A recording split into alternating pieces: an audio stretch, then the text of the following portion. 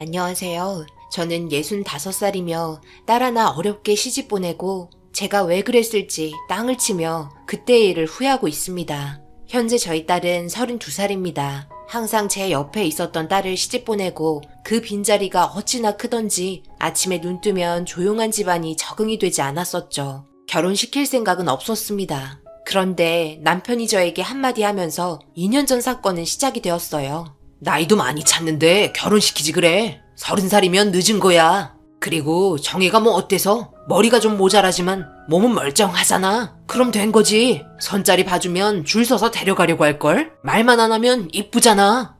우리 정혜가 말만 안 하면 이쁘다고? 지금 우리 딸 무시하는 거야? 누구 때문에 이렇게 된 건데? 그놈의 술 퍼마시고 난리치는 바람에 머리가 다쳐서 이렇게 됐잖아. 뭘 잘났다고 결혼하라 말아야? 그런 문제 내가 알아서 하니까 신경 쓰지 마.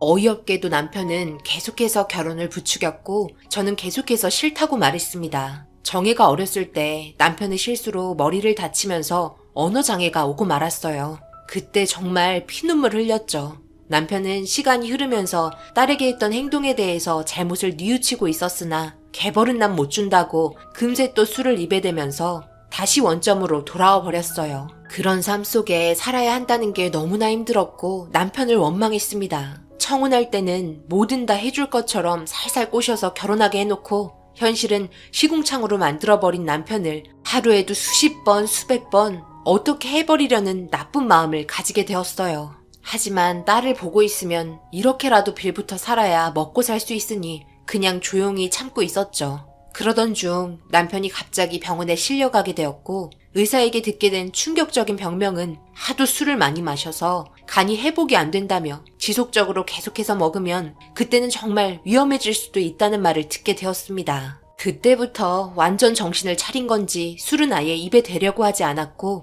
끊는 기간 동안 많은 스트레스를 받았는지 화풀이 대상을 저로 정해버려서 갖은 수모는 다 당하게 되었어요.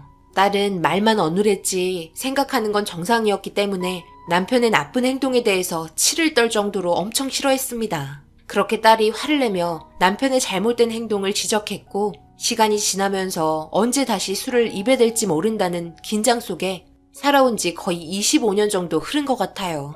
그렇게 딸의 나이도 30살이 된 거죠. 남편은 계속해서 저희 딸과 결혼하고 싶은 총각이 있다고 한번 만나보게 기회라도 주면 안 되냐며 계속해서 저를 설득시켰고 결국에는 선자리가 주선이 되었어요. 그렇게 자리에 나가보니 이건 뭐 상견례인 줄 알았네요. 분명 선자리인데 양가 집안 다 나와서 자리에 앉아 있었고 어차피 빠른 게 좋은 거 아니냐며 뭣도 안 보고 급하게 결혼시키려 하는 모습에 많이 불편했는데 남편은 일단 앉아서 대화나 좀 하자고 음식 주문을 했습니다. 제가 심각한 얼굴을 하고 있으니 서로 눈치를 살피면서 조용한 분위기 속에 남편이 먼저 입을 열었고 서로에 대해서 이것저것 물어보는 도중 알게 된 게 남편과 선자리에 나온 사람들은 안면이 어느 정도 있었어요. 워낙 한 동네에 오래 살다 보니 돌아다니기 좋아하는 남편은 주변 사람들과 친분이 많이 있었죠. 그렇게 대화를 하며 분위기 좋게 이끌어가려는 노력에 일단 마음을 열고 정혜와 결혼하려는 남자에 대해서 이것저것 궁금한 거를 물어보기 시작했고 그렇게 알게 된 건 농사일을 하며 10,000평 정도의 땅을 보유하고 있다고 저희 딸 먹고 사는데 전혀 지장 없고 물 한 방울 손에 안 묻히고 잘 살게 해주겠다며 자신의 재산을 최대한 어필을 했습니다. 그래서 물어봤죠. 왜 우리 딸이랑 결혼을 해야 하는지. 그래서 이유가 뭔데요? 우리 딸은 몸에 장애가 좀 있어서 말도 어눌한데 그 정도 땅과 먹고 살기 충분하면 더 좋은 여자 만날 수도 있는 거 아니에요? 왜 우리 딸이랑 결혼해야 하는 건지 구체적인 말을 듣고 싶은데요. 솔직하게 말씀드릴게요. 어머님께서는 잘 모르시겠지만 저는 몇 번 정혜 씨 얼굴 본 적은 있어요. 인사 나눈 적은 없어도 멀리에서 지켜보고 있었죠. 그래서 어느 정도 마음에 둔 상태였고 저희 아버지와 아버님께서 또 친분이 있으셔서 제 마음을 고백하게 되었어요. 결혼하고 싶다고요. 제 나이가 좀 많아서 못마땅하시겠지만 외국인이랑 결혼하고 싶지는 않아요. 그래도 한국 사람과 결혼하고 싶고 제가 마음에 두고 있는 분과 평생을 함께하고 싶습니다. 그러니 제발 결혼 허락해 주세요. 그건 어디까지나 그쪽 생각인 거죠. 저희 딸도 남자 보는 눈 다 있고 의사를 물어봐야 하지 않겠어요? 오늘은 인사차 온 거니 나중에 따로 연락드리기로 할 테니까 이만 자리에서 일어났으면 좋겠네요. 저는 용건만 간단히 하고 준비된 음식도 먹지 않은 채 일단 자리에서 일어났습니다. 정말 어이없었죠. 벌써 결혼식까지 준비를 다 끝낸 사람들처럼 행동했었으니까요. 49살에 나이도 먹을 만큼 꽉 차 있는 놈이 외국인이랑 결혼하기는 싫으니까 아쉬운 대로 우리 딸이랑 결혼하려는 게 눈에 보였습니다. 어렵게 시간 낸 자리인 만큼 조금 더 긴 대화를 해보자는 남편의 말에도 저는 뿌리치고 딸의 손을 잡고 밖으로 나왔습니다. 그렇게 집에서 남편과 한바탕 한 후 딸의 의견도 물어보니 별로 좋아하는 눈치도 아니었고 저와 함께 살고 싶다는 말을 하면서 상황은 종료가 되었어요. 그런데 그놈이 저 몰래 정혜에게 접근을 하면서 좋은 이미지를 심어주려고 계속해서 노력했고 결국 정혜의 입에서 결혼하겠다는 말을 듣게 되었네요. 절대적으로 말렸죠. 뭐가 아쉬워서 네가 결혼을 하냐. 굳이 그렇게 하지 않아도 지금 행복하게 살고 있으니까 고생하지 말라고 길게 대화했지만 서로 사랑에 빠지면 누구의 말도 귀에 들어오지 않잖아요. 얼마나 저희 딸을 구워 삶았으면 결혼하겠다는 말까지 나온 건지 환장할 노릇이었습니다. 그래서 몰래 미행하며 따라다녀 본 적도 몇 번 있었어요. 그런데 제가 생각했던 거와는 다르게 저희 딸에게 너무나 잘해줬고 누가 봐도 서로 사랑하고 있다는 걸 느낄 수 있었습니다. 그렇게 몇 번 몰래 지켜본 후 결국 둘은 결혼을 하게 되었고 제 손을 떠나버렸네요. 그런데 신혼여행 다녀온 후 한 번 얼굴 보고 1년간 얼굴을 볼 수 없었어요. 전화는 가끔 했으나 시골 일이 바쁘다 보니 도와주고 있다면서 명절날에도 얼굴을 볼 수 없었네요. 첫 명절이라 저도 기대 많이 했는데 인사드리러 갈 때가 워낙 많다면서 다음 해에 집에 꼭 가겠다며 약속했는데 엄마의 촉 있잖아요.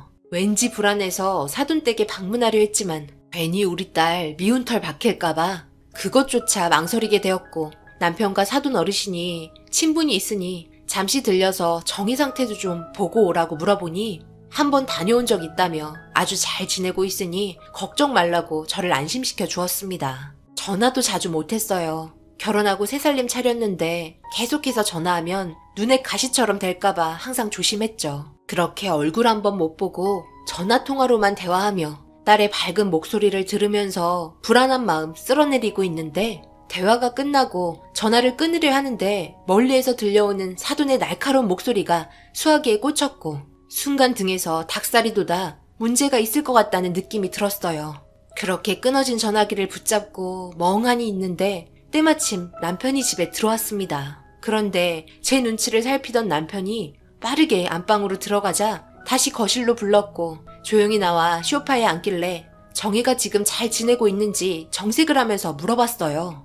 아무래도 내 느낌이 별로 좋지 않아서 그런데 정말 정희한테 별일 없는 거지? 모진 시집살이 하고 있는 거 아니겠지? 내가 수화기에서 별로 좋지 않은 목소리를 들어버렸거든. 정혜가 화들짝 놀라더니 전화기를 끊어버리더라고. 그건 눈치를 보고 있다는 말이잖아. 그리고 작년에 인사하러 못 왔다고 해도 꼭 명절이 아니더라도 우리 집에 올 수도 있는 거 아니야? 최서방 엄청 잘할 것처럼 얘기하더니만 결혼식 끝나고 어떻게 얼굴 한번 비추고 지금까지 단 한 번도 전화 한 통 없고 정혜랑 찾아오질 않아? 정말 이건 아니지. 아무래도 내가 좀 움직이는 게 좋을 것 같아. 내가 불안해서 안 되겠어. 우리 딸 정상도 아니잖아. 아유, 이제 우리 품에서 떠났다고. 그리고 내가 며칠 전에 다녀왔는데 잘 지내고 있다니까. 나랑 대화도 하면서 갈도 내오더라. 채서방이랑 아주 깨가 쏟아질 정도로 잘 지내고 있어. 한 가지 문제가 좀 생기긴 했지만 우리 딸이 임신이 안 돼. 그래서 좀 걱정이야. 임신이 안 된다고? 결혼한 지 얼마나 됐다고 벌써부터 해타령이래? 그럼 검사 좀 받아봐야 하는 거 아니야? 그걸 왜 나한테 이제 얘기하는 건데? 아이 계획이 있으면 그런 건 나도 알고 있어야 하잖아. 그때는 채서방 나이도 있어서 아기 계획 없다고 말해놓고 갑자기 말이 바뀐 이유는 또 뭐야? 남편은 갑작스러운 환경이 바뀌면서 스트레스성으로 임신이 안 되는 걸 수도 있으니 조금만 더 기다려보자며 제가 말도 없이 불쑥 찾아가는 것도 정혜에게 힘들게 할 수 있는 부분들이 생길 수도 있으니 전화 오면 그때 물어보라고 하곤 안방으로 들어가 뻗어 잠이 들었어요. 건강상 술을 먹지 못하니 밖에서 뭘 하고 다니는 건지 알 수가 없어 그런 남편의 행동에 답답한데 딸에게까지 문제가 생긴 것 같아 제 감정은 살짝만 건드려도 터질 정도로 예민해져 있었습니다. 그렇게 며칠이 흐르고 딸에게 늦게 전화해봐도 받지 않자 뭔가 심상치 않다는 걸 느끼게 되고 불시에 찾아가기로 결심을 하게 됐어요.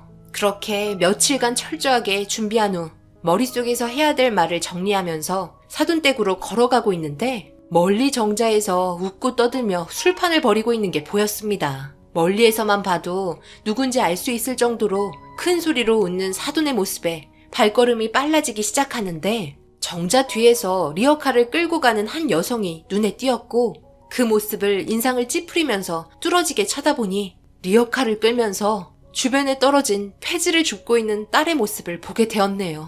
농사일을 하면서 버려진 박스에 붙어있는 테이프를 떼고 박스를 반으로 접은 다음 리어카에 싣고 다음 자리에 농사하고 있는 곳에 쌓여있는 박스를 똑같이 정리해서 리어카에 실으며 이동하고 있었습니다. 너무나 큰 충격에 그 자리에 멈춰 멍하니 바라보고 있는데 막걸리를 들이키면서 저희 딸에게 해 떨어지기 전에 해야 한다며 습기 먹으면 안 된다고 엄청 뭐라 하는 사돈을 보게 되었어요.